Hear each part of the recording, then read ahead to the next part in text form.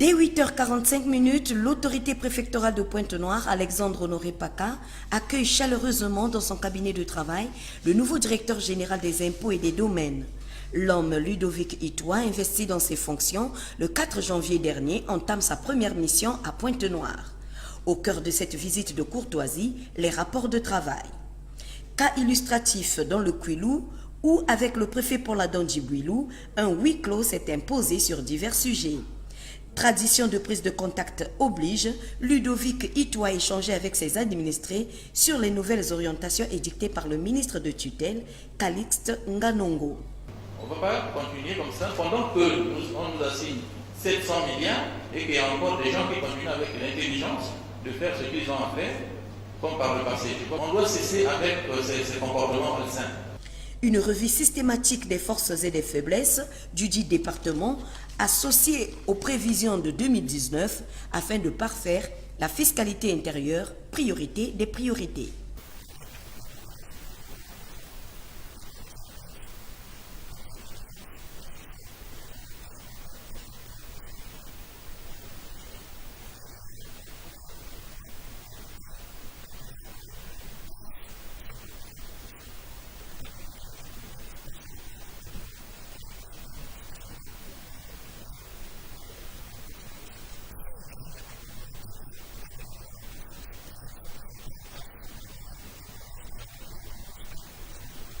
Aussi a-t-il eu un entretien avec le commandant de la zone militaire de défense numéro 1, le général de brigade Jean-Olé Songo Hondaï.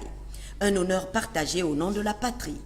Le même rituel a été accompli avec le maire Jean-François Kando. Question pour les deux autorités de se conformer et de servir les idéaux de la République.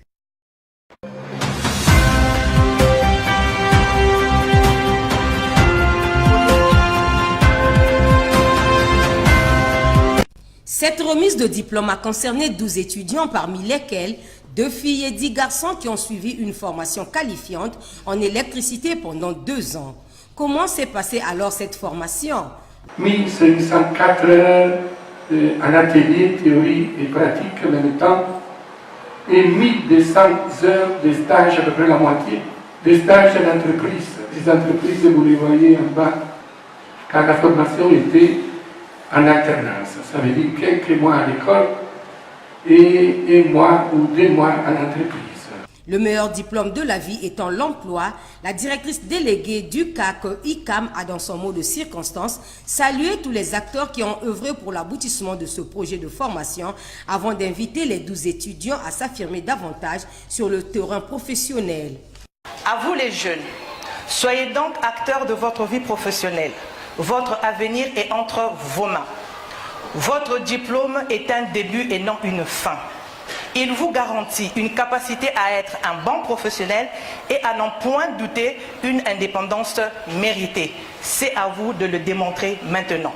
Le directeur H3SEQ de Total EP Congo a pour sa part rassuré les partenaires du projet de formation des jeunes de la puissante condition de Total EP Congo. La satisfaction des heureux bénéficiaires ne s'est pas fait attendre. Très content d'avoir mon diplôme parce que ça a été un dur travail pendant 2 ans. Surtout pour les filles, il n'y a pas de métier d'homme. Donc, je les appelle à venir, nombreux s'inscrire. Il y a plein de métiers, il y a la soudure, il y a l'électricité industrielle, bâtiment, il y a la mécanique générale. Puis, les invités ont eu droit à une visite guidée des installations du centre de formation Don Bosco avant de lier l'utile à l'agréable. Madame, on parle.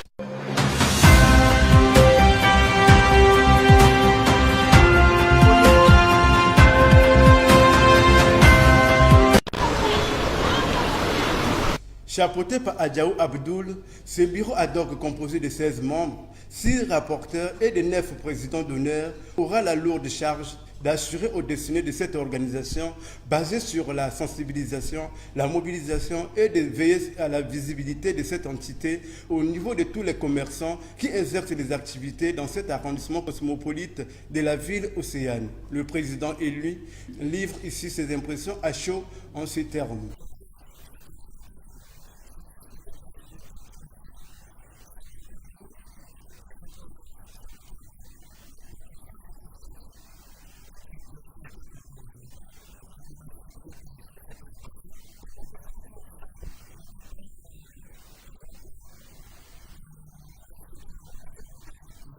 Le président interdépartemental a précisé avec force et détail les missions assignées à ce bureau. Ce dernier a expliqué aux syndiqués les relations qui doivent exister entre les syndicats et l'administration.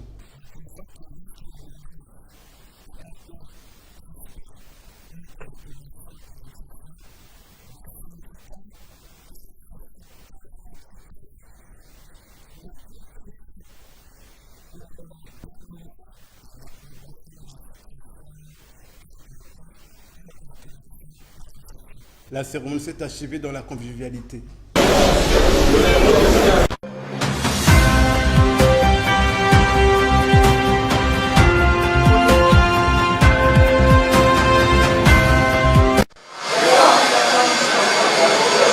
Cette remise de diplôme a concerné 12 étudiants, parmi lesquels 2 filles et 10 garçons qui ont suivi une formation qualifiante en électricité pendant 2 ans. Comment s'est passée alors cette formation? 1504 heures en atelier, théorie et pratique en même temps, et 1200 heures de stage, à peu près la moitié, des stages en entreprise. Les entreprises, vous les voyez en bas, car la formation était en alternance. Ça veut dire quelques mois à l'école et 1 mois ou 2 mois en entreprise. Le meilleur diplôme de la vie étant l'emploi, la directrice déléguée du CAC ICAM a dans son mot de circonstance salué tous les acteurs qui ont œuvré pour l'aboutissement de ce projet de formation avant d'inviter les 12 étudiants à s'affirmer davantage sur le terrain professionnel. À vous les jeunes, soyez donc acteurs de votre vie professionnelle. Votre avenir est entre vos mains. Votre diplôme est un début et non une fin. Il vous garantit une capacité à être un bon professionnel et à n'en point douter une indépendance méritée. C'est à vous de le démontrer maintenant. Le directeur H3 SEQ de Total EP Congo a pour sa part rassuré les partenaires du projet de formation des jeunes de la puissante condition de Total EP Congo. La satisfaction des heureux bénéficiaires ne s'est pas fait attendre.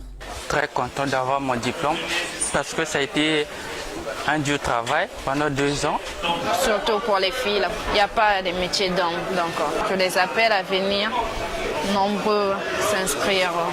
Il y a plein de métiers, il y a la soudure, il y a l'électricité industrielle, bâtiment, il y a la mécanique générale. Puis, les invités ont eu droit à une visite guidée des installations du centre de formation Don Bosco avant de lier l'utile à l'agréable. Avec vous, Madame, on parle.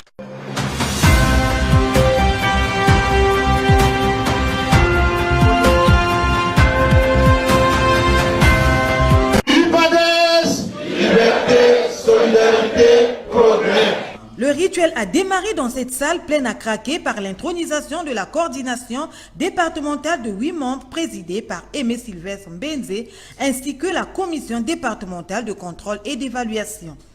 Le premier secrétaire a procédé également à l'installation des nouveaux animateurs des 8 fédérations locales.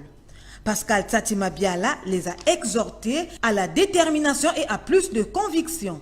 L'exigence première en conviction, détermination, l'envie de gagner cette année, et je veux me battre de toutes mes forces.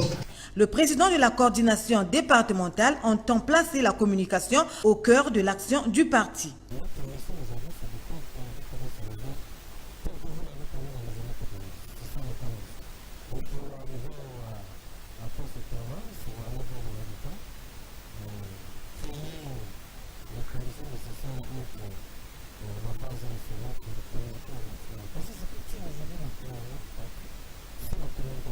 Avant de quitter la capitale économique, le premier secrétaire du parti du professeur Pascal Lissouba, chef de l'opposition, a échangé avec la presse locale sur l'actualité nationale et internationale ainsi que la vie du parti, son fonctionnement et ses relations avec les autres partis de l'opposition.